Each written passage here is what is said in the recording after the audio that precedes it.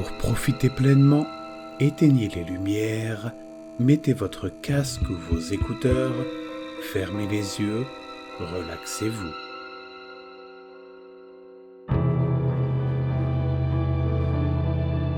Les règles surréalistes de la maison de retraite.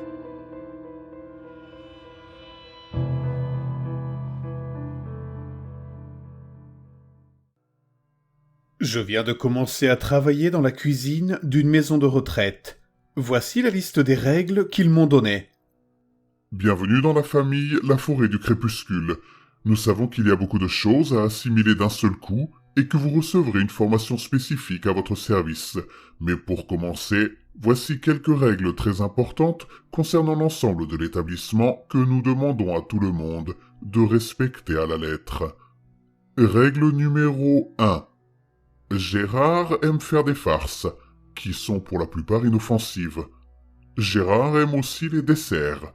Laissez-en à l'endroit prévu à cet effet, si vous voulez que ces farces restent inoffensives. Règle numéro 2. Si vous le pouvez, aidez à remplir les mangeoires. L'observation des oiseaux est une activité amusante pour les résidents et leur permet de rester occupés. De plus, la chose qui se trouve sur le toit déteste les oiseaux. C'est donc une situation gagnant-gagnant. Règle numéro 3. Il n'est pas nécessaire que vous ayez accès au toit. Aucune personne travaillant ici ne vous demandera jamais de monter sur le toit. Les demandes répétées et l'obsession d'aller sur le toit entraîneront des mesures disciplinaires et des sanctions. Nous n'aurions pas dû en arriver là. Règle numéro 4. L'infirmière Béatrice sait ce qu'elle fait. Elle travaille ici depuis l'ouverture de l'établissement et n'a jamais manqué son travail. Même sa mort, il y a des années, lors de l'incident sur le toit, ne l'a pas arrêtée. C'est l'une des meilleures infirmières avec qui travailler.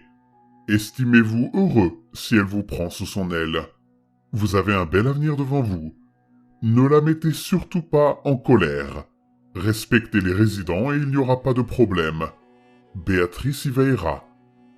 Règle numéro 5. Il devrait toujours y avoir un lit vide dans le dortoir prairie. Il a besoin d'un lit vide, et s'il n'en a pas, il en fera un de force, peu importe qui se trouve déjà dedans. S'il en arrive là, vous verrez plusieurs chats à l'extérieur de la chambre qu'il a choisie. C'est son seul avertissement.